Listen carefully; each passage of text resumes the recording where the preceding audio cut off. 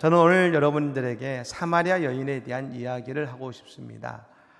사마리아 여인이라는 이 말이 우리에게 크게 다가오지는 않습니다. 그냥 사마리아에 있는 어떤 여인인가 보다라고 생각하겠습니다만, 예수님 시대의 유대인들에게는 가장 부끄러운 단어가 사마리아 여인이란 그 단어였습니다. 이스라엘은 이 솔로몬 왕 이후로 남왕국 유다와 북왕국 이스라엘로 그 나라가 분단되었습니다. 우리나라와 남과 북으로 나뉜 것처럼 남과 북으로 나뉜 것입니다. 그리고 이 북왕국 이스라엘의 수도가 바로 사마리아라는 도시였습니다. 근데 이 북왕국 이스라엘을 아수라라는 나라가 쳐들어와서 이 북왕국 이스라엘이 멸망하게 된 것입니다. 우리가 아는 것처럼 유대인들은요, 선민의식이 있습니다. 하나님이 선택한 민족이다, 하나님이 택한 민족이다라는 그 선민의식 때문에 그들은 유대인 이외의 모든 민족은 여러분 이방인이라고 부르는 것입니다. 여러분, 그래서 이 아수르라는 나라가 도저히 유대인들이 꺾이지 않고 굴복하지 않아서 선민의식을 없애기 위해서 혼혈 정책을 씁니다. 아수르 사람들을 데리고 와서 강제로 결혼하게 만들어서 여러분 유대인의 피의 순수성을 잃어버리게 만듭니다. 그래서 아수르 사람과 여러분 유대인 가운데 태어난 그 모든 사람들이 바로 사마리아 사람이라고 불리게 된 것입니다. 그런데 여러분, 유대인들은 이방인들도 싫어했지만 이 사마리아 사람들은 더 경멸했습니다. 어느 기록에 따지면 어떤 유대인이 그 집안으로 사마리아 사람을 초청해서 들어오겠다는 겁니다. 그 사실을 알게 된 그 마을에 있는 유대인들이 모두 다 몰려가서 이 사마리아 사람을 받아 초청했던 그 사람의 집에 아들을 잡아다가 노예로 팔아버린 것입니다. 그리고 그 이후로 사마리아 사람과 교류하는 자의 자녀들은 노예로 팔아로 무방하다라고 하는 불문율이 이 유대 땅에 생긴 것입니다. 더욱이 유대인들은 우리가 아는 것처럼 늘 기도하는 사람들입니다만, 하루의 마지막 기도를 할 때에 그 마지막 기도에 꼭 한 가지 붙었던 기도가 있습니다. 그것이 뭐냐면, 하나님, 내가 이방인과 노예와 여자로 태어나지 않게 하신 것에 감사합니다라고 기도했습니다. 즉 이방인과 노예와 여자를 동급으로 취급했고, 그렇게 태어나지 않는 것에 대해서 유대인 남자들은 늘 감사했다는 겁니다. 여러분, 그러니 사마리아 여인이라는 말이 그 이스라엘 땅에는 어떤 의미였을지는 우리가 능히 알 수 있는 것입니다.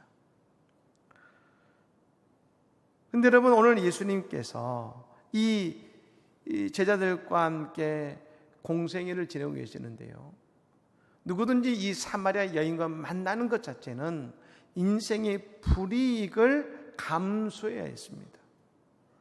예수님은 지금 공생애 중이십니다. 귀한 믿음의 사역을 감당하고 계시는데, 여러분, 그러므로 이 여인과 가까이 하는 것은 어떻게 보면 결코 예수님의 사역에 도움이 되지 않을 수 있습니다.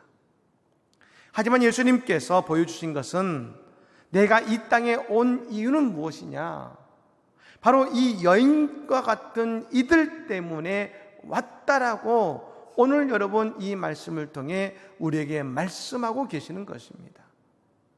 잘나고 똑똑하고 부족함이 없는 사람이 아니라 이 땅에서 나약하고 인정받지 못하고 죄 많은 이들을 구원하기 위해서 예수님이 이 땅에 오셨다는 것을 이 사마리아 여인을 만나주심으로 우리 모두에게 보여주신 것입니다. 사랑하는 여러분, 교회는 연약하고 죄 많은 우리를 불러주신 예수님의 사랑의 자리입니다. 예수님을 만나서 이 땅에 구원의 백성이 되게 하신 은혜의 자리가 하나님의 교회입니다. 여러분, 오늘 예배하는 우리 모두가 다 예수님의 이 놀라운 사랑과 은혜를 경험하는 우리 모든 은혜의 주인공들 되시기를 예수님으로 간절히 축복합니다. 근데 여러분, 이 사마리아 여인은요, 오늘 현대인들, 오늘 우리들의 모습도 이 여인의 모습 속에 들어 있다고 할 수 있습니다. 여러분, 오늘 여인은 두 가지 인생의 문제를 가지고 있었습니다. 첫 번째는 외로움의 문제였습니다. 이 여인은요, 외로운 여인이었다는 것입니다. 예수님 이 여인에 대해서 말씀하시면서 그런 말씀하셨죠. 지금 있는 네 남편도 네 남편이 아니다. 여러분, 이 여인은 지금 6번째 남편과 살고 있습니다. 여러분, 이 6번째 남편도 그녀의 남편이 아니라 예수님의 말씀입니다만, 여러분이 그런 말 있지 않았습니까? 남편은 무엇의 약자입니까? 남의 편이다. 그러니까 내 편을 들어줘야 되는데, 남편들은 내 편 들어주면 좋을 텐데 늘 가르치려고 하지 내 편을 안 들어주지 않습니까? 제가 지금 다 들어주시는 것 같습니다, 여러분들. 예, 여러분, 사랑이 뭐냐? 누군가 그런 말을 했습니다. 편을 들어주는 것이다. 옳고 그름을 말하는 것이 아니라 편을 들어주는 것이 사랑이라고 말했습니다. 그런데 여러분, 죄는요, 이 사랑의 관계를 깨트립니다. 그래서 여러분, 죄는 인간을 외로움을 느끼게 만듭니다.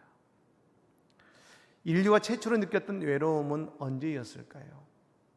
태초 하나님이 천지를 창조하시고 에덴 동산을 만드셔서 그곳에 아담과 하와가 그곳에서 살게 하셨습니다. 아담과 하와는 하나님과 모든 것을 함께 누리고 살았지만 하나님이 단 한 가지를 말씀하셨습니다. 선악과를 두시고 선악을 알게 하는 나무는 먹지 말라 하셨습니다. 먹으면 정령 죽으리라 하셨습니다.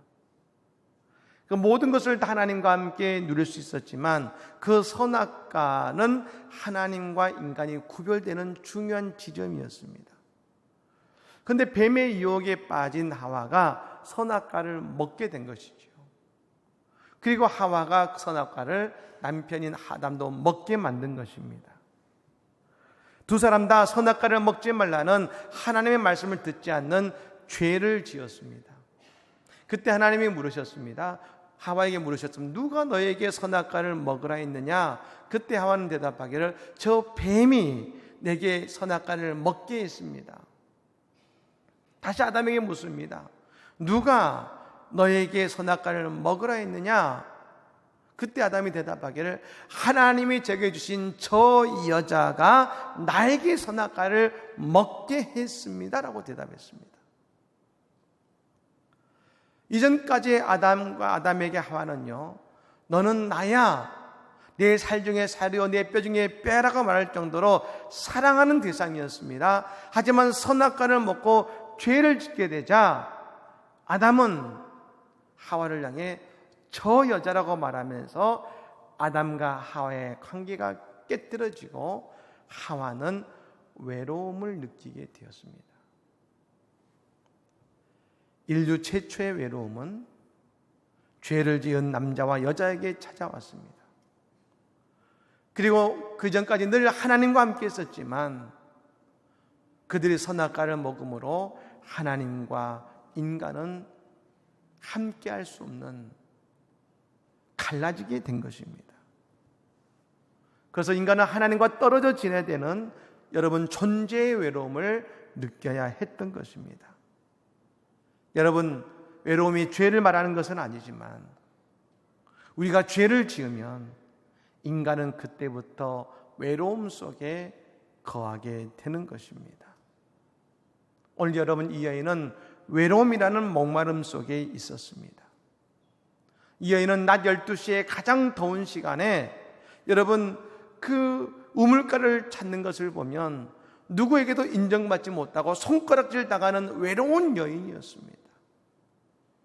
그런데 여러분, 오늘 그 외로운 여인을 예수님이 만나 주십니다. 늘 외로운 그녀가 예수님을 만남을 통해서 외로운 인생이 사랑의 인생으로 바뀌게 된 것입니다.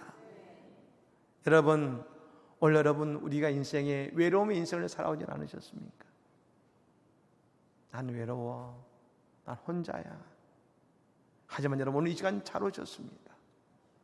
예수님이 오늘 사마리아 여인을 만나 주셔서 그 외로움이 사랑으로 바뀌게 하신 것처럼 오늘 우리를 만나주신 예수님께서 우리를 만나주시며 우리의 마음속에 사랑과 은혜를 풍성히 더하시는 기쁨의 시간이 될 줄로 믿습니다.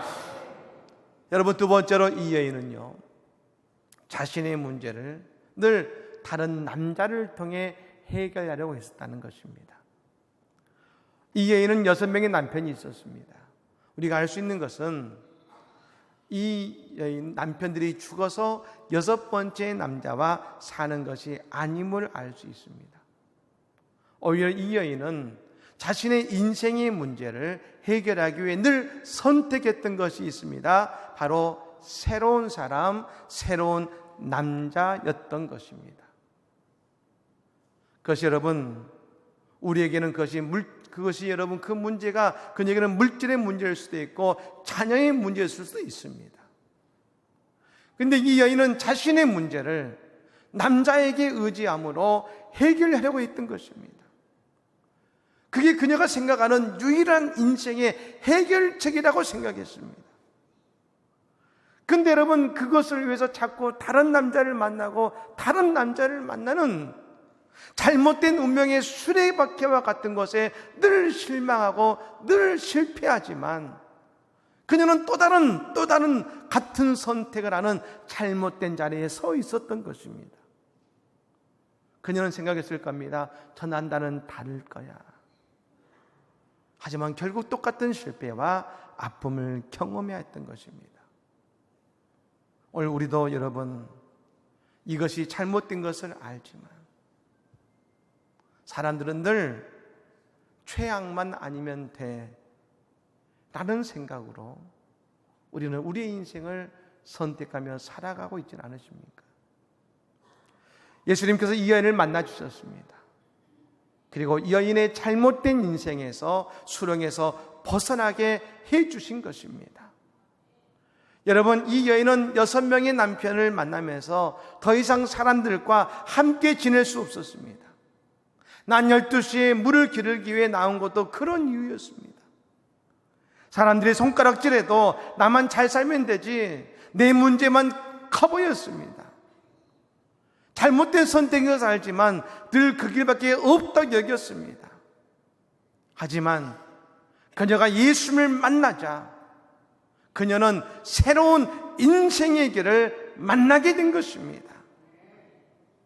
사람들에게서 벗어나는 것이 아니라 사람들 속에 들어가서 예수님을 전하는 자가 되었습니다.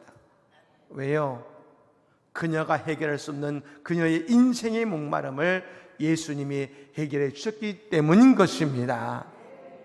늘 사람에게 의지할 수밖에 없었고 목마른 인생이었지만 예수를 만나 그녀의 인생이 해결되는 은혜를 경험하게 된 것입니다. 우리가 왜 목마른 인생이 됩니까? 늘 죄 가운데 있기 때문이죠. 죄는 우리를 억제고 내 인생을 잘못된 인생의 굴에서 벗어나지 못하게 만듭니다. 사람은 늘 후회하죠. 내가 왜 그랬을까? 과거에 내가 이런 잘못된 선택을 하지 않았으면 좋았을 텐데. 근데 여러분, 오늘 우리는 늘 똑같은 선택을 하는 내 자신의 모습을 보게 되는 것입니다. 늘 우리는 새로운 남자, 새로운 직장, 새로운 돈, 늘 그 새로운 어떤 것이 내 인생의 문제를 해결하러 갈 것 같지만 점점 인생의 수렁에 빠져들지 않습니까? 그리고 늘 결과는 우리는 남 탓합니다. 저 남자가 좋은 남자였다면, 저 직장이 좋은 직장이었다면 내가 이렇게 되지 않았을 텐데. 늘 남 탓만 했지.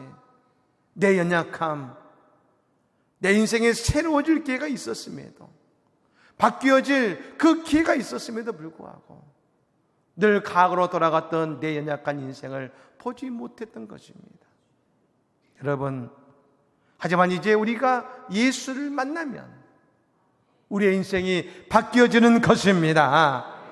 우리는 예수를 만나면 내가 끊임없이 잘못했던 내 잘못된 선택과 부족한 인생이 변화되어서 우리는 새롭고 영광과 기쁨과 은혜의 인생으로 우리의 삶은 변화될 줄로 믿습니다.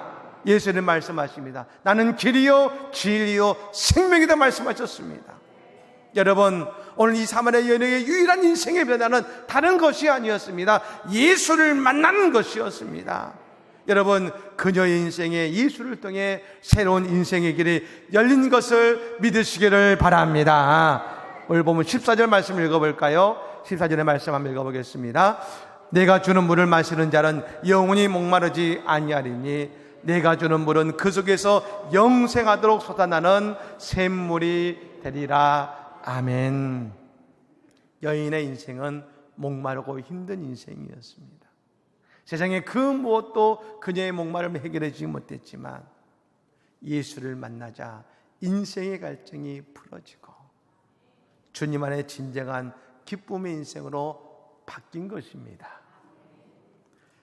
1894년경에 우리나라에 박성춘이라고 하는 백정이 살고 있었습니다.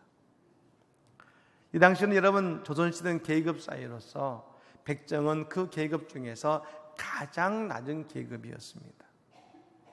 어느 날 이 백정인 박성춘이 콜레라에 걸렸을 때 그의 아들 박봉출이 제중원의 의사였던 에비슨 의사를 찾아갑니다. 그리고 함께 있던 모 선교사에게 간절히 부탁합니다. 자신의 아버지의 병을 고쳐주라고 간절히 부탁합니다. 여러분, 이 에비슨 의사는 그 당시에 고종 왕제의 주치의였습니다. 그 손으로 왕을 만지고 왕을 고치는 사람이었습니다. 그런데 이 아들의 간절한 부탁을 받고 백정이었던 박성춘의 병을 고치기 위해 그 집을 갑니다. 그리고 그곳에 가서 이 박성춘의 사람의 병을 고쳐준 것입니다.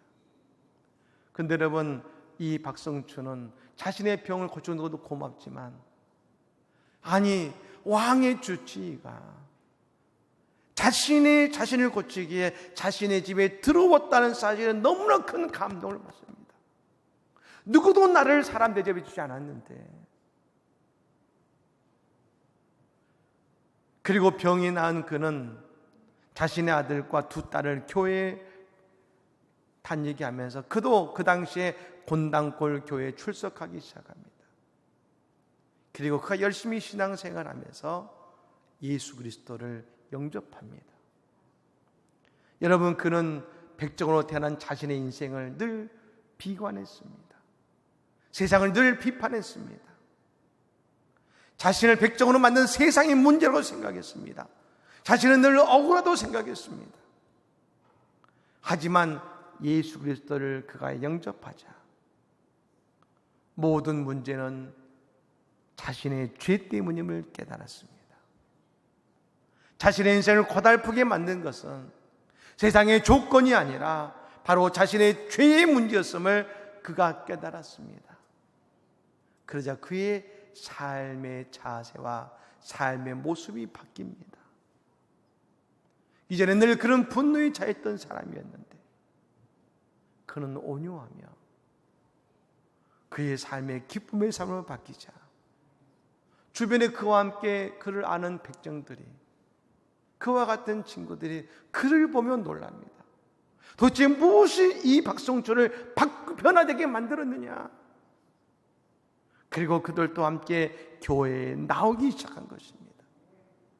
여러분, 그 곤당골 교회는요, 수많은 백정들, 수많은 어려운 사람들이 이 박성춘 한 사람 때문에 모여들기 시작하고 나중에 이 박성춘은 여러분 그 백정 최초의 백정으로서 그 교회의 장로님이 되십니다. 그리고 지금 그 교회는 오늘날 성동교회라는 이름으로 여전히 지역을 대표하는 교회로 자림하게 된 것입니다.